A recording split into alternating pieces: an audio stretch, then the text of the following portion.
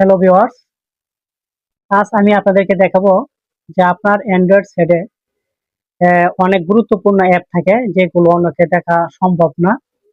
ঠিক আছে?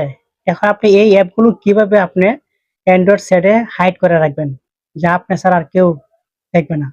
এবং কিছু অ্যাপ আছে আপনি পাসওয়ার্ড দিয়ে রাখতে পারবেন। কিভাবে করবেন এটা? চলেন দেখে নেওয়া যাক। প্রথমে আপনারা যাবেন, সেটিং এ যাবেন। তারপরে সেটিংটা যাবেন, তারপর এখানে ওপেন করবেন। উপরে সার্চ ইঞ্জিনে লিখবেন অ্যাপ লক।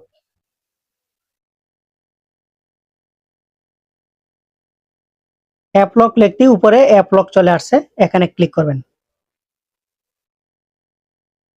তারপরে নিচে দেখেন এখানে আছে অ্যাপ লক, হাইড অ্যাপ এবং প্রাইভেট সেভ।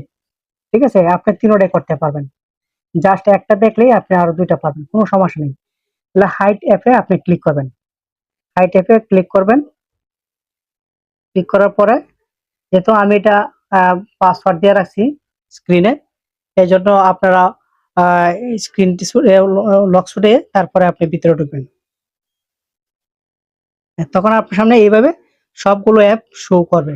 ঠিক আছে? আপনি যেগুলো গুরুত্বপূর্ণ, যেমন অ্যা অ্যা যেমন ধরেন YouTube, ঠিক আছে?